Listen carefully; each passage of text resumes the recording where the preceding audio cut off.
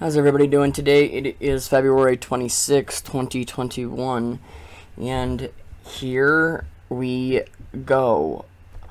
This is what we've been waiting for. This is what we have been, I won't say dreading or fearful of, because we knew this was coming and we knew they were going to eventually push this on our children, on our innocent children, but it's here, okay? And I mean, it's not today, as they're going to push and tell you. And I'm going to play the entire clip of Dr. F getting up there explaining to you when your children, depending on what age they are, whether they're 5 years old, 12 years old, or 17 years old, when they will be, being having this vax pushed on them. Okay, but let's read just a little piece of this, and then I'll just get into the video, because I'm just gonna let you listen to what I listen to, and we're just gonna pretty much leave it at that, because I want you to hear it, and it's just sick and disgusting to me. This is my personal opinion, so we will go from there. Says CV19 vax testing on children. What scientists want you to know. Yeah, remember, trust the scientists, trust the experts, don't ever think on your own.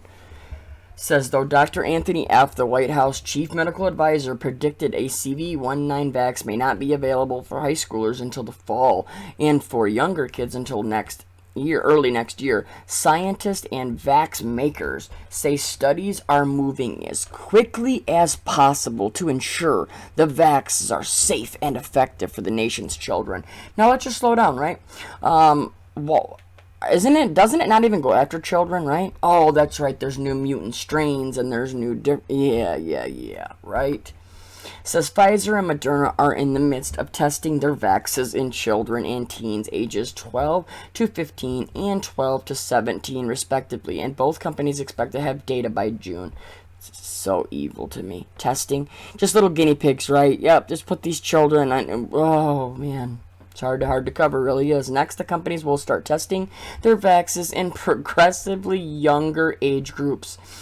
Says currently the Pfizer and BioNTech vax is authorized for persons 16 and older, and Moderna's vax is authorized for those 18 and older. Says experts say it's crucial to test these vaxes in children, though through carefully designed studies. Yeah, how careful can you truly be, right, with your children? Who honestly would give your child as a guinea pig to do this?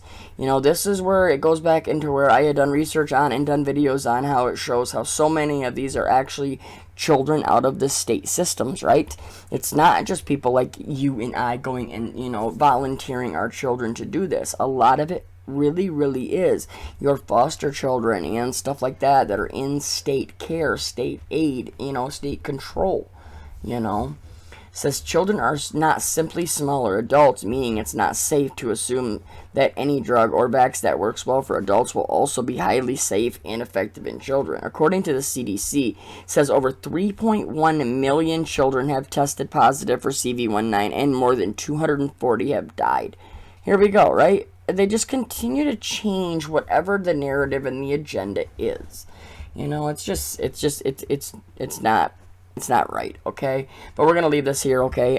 I'm going to now play the entire video for you of Dr. F, and I want you to listen to this, because you need to be prepared. If your children are still in school, you need to listen to this, because they tell you when maybe next fall when it's going to happen. Trust me, this is all going to play out just perfectly for them, whereby next year you are going to, if it's not sometime this year, but I believe it'll be the beginning of next school year, it will be mandatory, okay? So just listen to this and tell me, please, what you think of all this down in the comments below, okay? Everybody, please pray against this. Pray against this as hard as you've ever prayed before, okay? Thank you all for the support and the prayers and everything else, and let's just stick together through all this, and I promise you we will get through this as long as we have our faith and we have God, okay? All right, everybody, stay safe, stay strong. We'll talk to you real soon. Check this out. God bless. What I'd like to do is to just take a couple of minutes very briefly reviewing the status of the vaccines and vaccine trials that we have, but then too, as I've done in the past, pick out a question that I believe is being asked more frequently to try and preemptively address it and perhaps generate some discussion. With regard to the trials that we have, as you know, the U.S. government had been involved in the development of and/or facilitation of the testing of 3 separate platforms represented by 6 different companies. You're all aware of the data of the Moderna and the Pfizer-BioNTech, which have their EUA now, having shown a 94 to 95% efficacy. Right now, as we speak, the data from the Janssen study, which, as you know, showed a 72% efficacy in the United States, but was also done in South Africa and Latin America, and showed a diminished efficacy against the variant, but very good against severe disease. That is being reviewed at the FDA for the U.S. data. And on February the 26th, the FDA will consult with their independent advisory committee, their VRPAC, and we should be hearing from them soon. With regard to the AstraZeneca and the Novavax, those trials are both fully enrolled. These are event-driven decisions. So when they reach a certain amount of events, they will then look at the data and make decisions as to whether or not to go ahead with a request for an EUA. So having said that, let me just now very briefly address a question that is a very relevant question that we are now more commonly being asked. If you look at the existing trials, those have already gotten an EUA, and those that we anticipate and hope will get an EUA, when will we be able to say we can vaccinate children?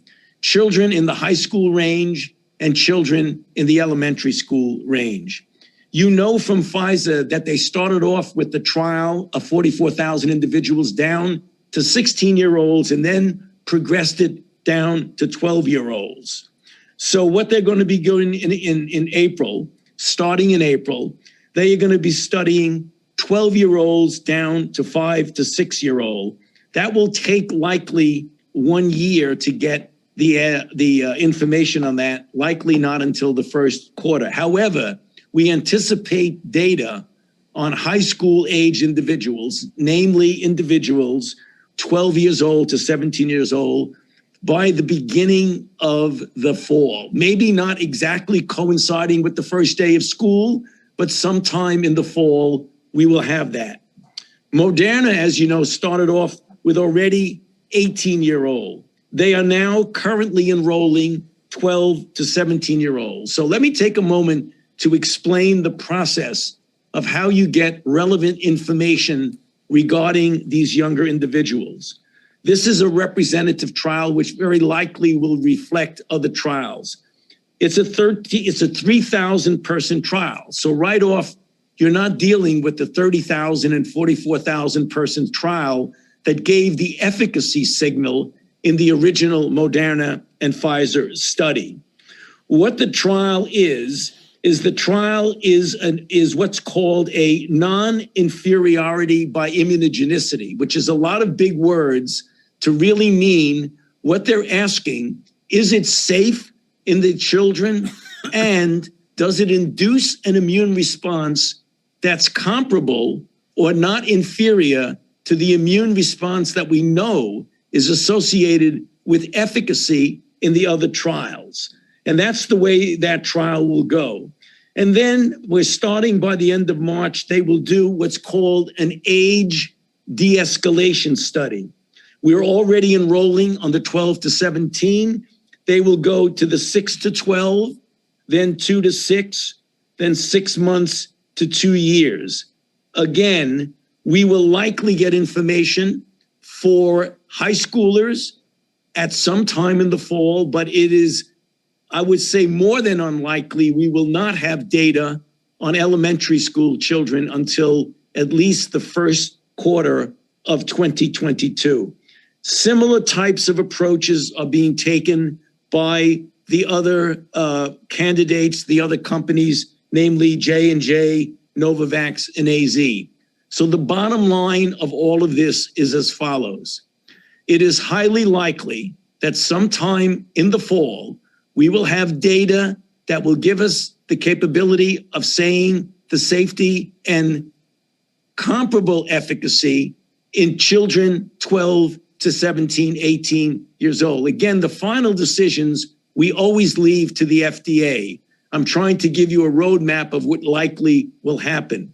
But then also with the studies that I just mentioned, to getting the information to make the decision in elementary school children almost certainly will not be firmed down until the first quarter of 2022.